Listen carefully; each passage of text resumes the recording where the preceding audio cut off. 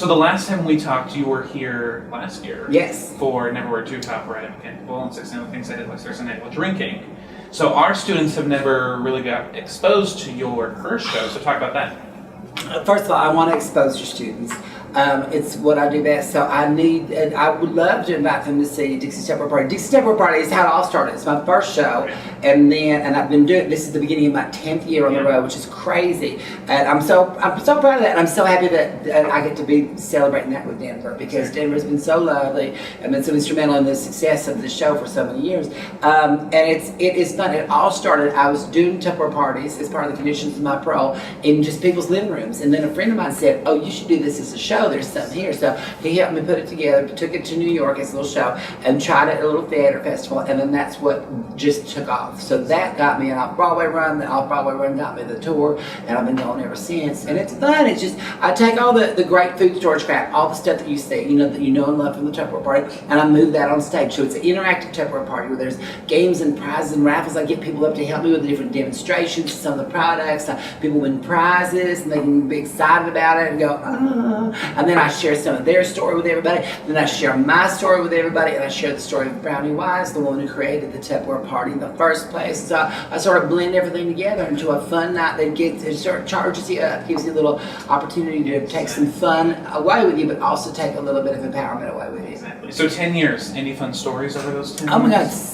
Well, I'm sure there's so many, but is there some you? You know what? Share? I've had some really interesting things, like because I've been to 5 different countries now, so places that I don't even know have food, and so it's so funny to go to some of those places and see. Like I just was in Australia in February, and Australia, Tupperware is in Australia now the way it was to us in like the 60s and 70s. Giant fervor. Everybody knows what it is. There's that Tupperware fever in that country right now. So everybody talks about it. So I would pull stuff out that I didn't even say what it was yet, but I'd lift something up and everybody would go nuts. So it's kind of a funny thing how different people have different relationships to it. But I've had so many weird stories. I was playing in Los Angeles in 2014, and I had a woman who she was sitting on stage with me. She had sort of face the whole show. She was kind of laughing, but not that participating. She came out at the end of the show. She walks up to me. She goes, "I've never had so much fun in my life, and I think I may tinkle on your seat." And then she walked by. We went up, and there was indeed this little patch of tinkle that was sitting on the leather couch. I think that should be like a running total of how many people pee in the theater. I would love to know how many that is. I think that would be a real number. We should look more into. than 4. So what was funny is that theater, then we all laughed about it. Then the management of the theater made a picture and put that as a screensaver for everybody's computer in the whole building for a week. So that was pretty fun. It made me happy. I've had people have told me stories about what they've done. We had some weird ones lately. I was in Nashville, and there was a woman who said, we do a thing called the Tuppermonials, where people can share their Tupperware story, or if they had like a piece that they love, or their mama gave them something, or something they grew up with, or anything. And this one lady said she was going to pick her mama up because they were moving her mama into a senior facility, and she got there, and there were all these giant holes dug in the side yard, and she says, "Mom, what the hell happened to the side yard?" She goes, "Oh, I was trying to find the cat." Turns out her cat had died several years before and buried the cat in a Tupperware bowl, and she said, "I can't bear to leave my cat behind." So she went until she found that damn bowl, and the cat's still in it, not alive obviously, but very well preserved. And so she opened it up and showed the girl. She's like, "What? No, Mom." But she took the bowl with her because she wanted to be close to her cat. So I love that Tupperware helped her to find that cat again. And then I had a lady called, she had a white gecko, albino gecko called Casper, like you do. Right. And we had the celery keeper.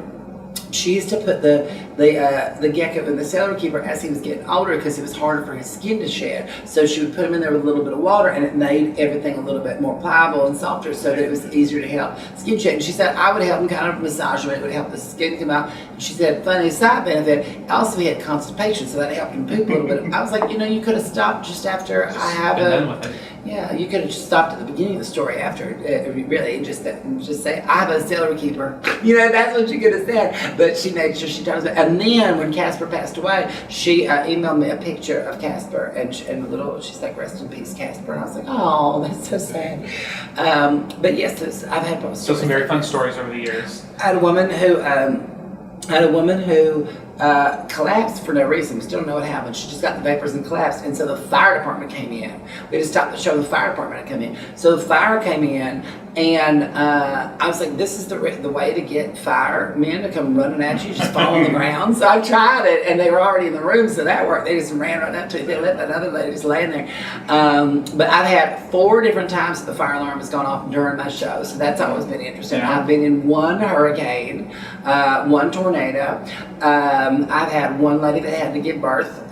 So she had to run out. I had 1 lady that threw up in the audience. I had a lady that laughed so hard she coughed her teeth in her hand. We thought she was having a heart attack. Turns out she just had not fixed her teeth. And she went like this, and we thought that, oh my God, she's right, because she was down there like struggling. And it turns out she had coughed her teeth into her hand. Well, when you're whittling your own, you got to use a different kind of adhesive. So yeah, that's what happened. So I would love to see you playing with more college kids in your I shows. love and playing stuff. with college kids. So why should college kids come and play with you? You know, it's funny because a lot of times college kids think, oh, I don't want to go to a play, I don't want to go to the theater, you know, I would rather go see a movie or a concert or anything. You know what? There's no substitute for live theater. Sure, you can stream a movie, you can go see it on live, but the nice thing is, when you get in the theater, this experience you have being in the theater with the other audience members, and the interactive experience is really great. And with a show like mine, which is directly revolving around the audience, it's even more fun. So kids, they think, oh, this is going to be something that I'm not interested in. They're going to laugh their butts off, because kids are sassy these days, and I think they're fun. And so they'll come up and we'll work together, and I'll be sassy, they'll be sassy. Well, some of them old people are, you know, leave them in the dance, right? But no, I think it's great. I think you're never too young to start going to the theater and just learning that there's this whole world out there that a lot of people don't even know about. So yeah, I think it's great when college kids come and get all excited and incentivized. And you have some kids of your own. I do. I've got 3 kids that I kept. Winona Duane and little Sorbine Jr. He's 3 years old. He's so sweet. But yeah, they're good. They're in the trailer right now. They're back in Mobile. Yeah, I don't want to take them on the road with me, because then they talk or ask me for things. But I do that thing where I put my computer on and then we Skype with each other. Okay. They want me to do that. It just makes me nuts. Because then I put it on and I watch them, and you know, I was like, why is the cat missing a leg? You know, why is there a bloody handprint on the wall? And then I got to do that thing where sorry, my service, I'm going through a mountain, and then just shut it, because I don't want it. They just make me nuts. But I have, and they're doing good. You know, my oldest is working at the Hooters. She's good. And then, well, she's not in the front. You know, with the chicken finger. She's in the back with she's trying to work on. What does she call? Climbing the corporate ladder. Okay. Which has something to do with your jaw aching. But she is so sweet. She is just an angel sent from baby Jesus. So we're hoping that she's going to get something to spin out of that. A lot of people say, are you going to follow in your mama's footsteps? I say, please don't. You know, you should go be a manager at the Hooters. That way you can hire people. Exactly. Or whatever. You can get free chicken things. So everybody, there's always a benefit. There's always a silver lining. And my 10-year-old, he's good. He's in school. He's starting in the drama department. He wants to do a show. He was doing a show, the chorus line. He's only in the first 5 minutes. Not that talented. So he was one of the people that got cut. And he made me come sit. I'm like, you mean I got to sit for another 90 minutes and you're only in the first 5? I brought a flask. But it was a good show. I did. If you did a chorus line, what would it look like? Oh, if I was in it? Yeah. I'll be that one who dances and smokes a lot. Yeah, I'd just be like, I need to have sex and go outside and just smoke a cigarette, and I'll get back to you when, you know. Would you even be acting at that point then? Oh, no, probably not. I'd just be me. You know, I mean, I'd have to study the dance and everything, because I can lift my leg above my head, but I don't know if it's the same way that they would want me to, like in syncopation and time. So that's different. You know, got to be like, put your leg over here. And I can do that, but then I got to do it at the same time everybody else is. But there's something else in my mind, like, oh, I'm going to put my leg over there, and I'll get it there when it's ready. You know, not like 5, 6, 12. Whatever. That there's a whole different, like, do it when we tell you. It's a lot of work. And then my youngest absorbing junior, he's 3. He is an angel. He's on the floor a lot, mostly face down. Trying to learn him how to crawl. I don't want to force him into anything, but I'm trying to learn him to, like, crawl to the window, you know, take out the bucket of old crab shells or whatever, you know, with crab cracking night. But he don't have, like, crawling is hard. Yeah.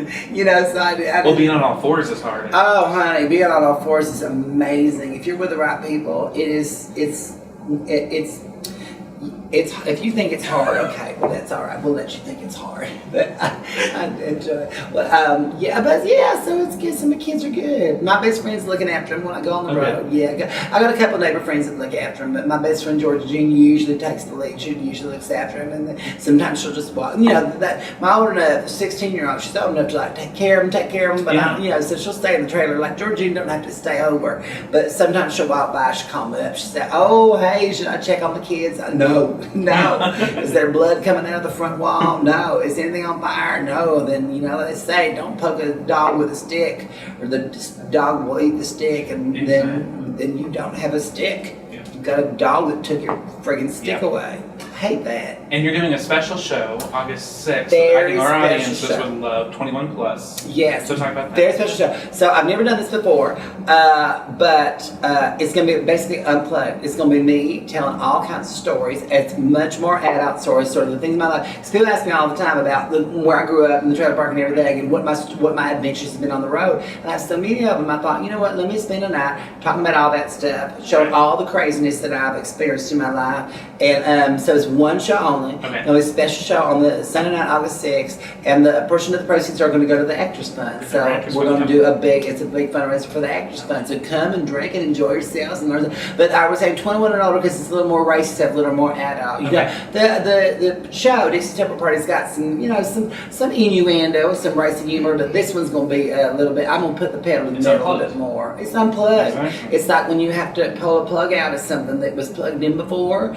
That's unplugged. When it's unplugged, everything just comes out. Everything comes out. Oh, Lord. And sometimes that's not too good. That's why you need towels on the floor, because stuff will come out and just leak all over everywhere. And then you got to sop it up. You got to get on your hands and knees and rub it. And, you know, you could be in your Sunday dress because it's before you go to the Cracker Barrel, but it's after you get out of the service. So you're like, I'm still in my pretty dress and my Montgomery shoes and wore shoes. And then you're down on your knees. You're like, damn it, what just come out?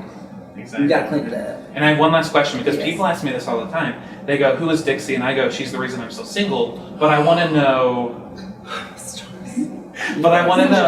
Who is Dixie in your own words? Well, that's my words. That's a good question. You know what? I'm just a little girl from the South with a big bucket of dreams. I grew up in Mobile, Alabama, and I said, what do you want to be when you grow up? Not in prison. So that's what I wanted to be. And I got so far, I'm doing okay. Well, I was there, but now I'm doing okay. I've been stayed out, sat on the straight and narrow with Tupperware for all these years. But you know what? My goal in life, I think, is I want to try to make every place a little bit better where I go. And I think that is a good thing, that if the whole world did that, if everybody looked for one thing a day, one thing to talk to each person about, one thing to lift everybody up, the world would be a better place. And it's just as easy to do that as it is to be just a negative Nelly. But people just don't look for that opportunity. They think it's more fun for some reason to just be an ass. Well, hooker, don't, you know. And so my thing is, I think, my mom always said you got to pay for your room on earth. So I think me paying for my room on earth is hopefully that wherever I am, I'm going to leave things a little bit better than I found them. That's my hope. Thank you. All right. Well, thank you so much for doing this. Thank you, my darling. You're so sweet. Again, we're going to have sex so we can help propagate the species.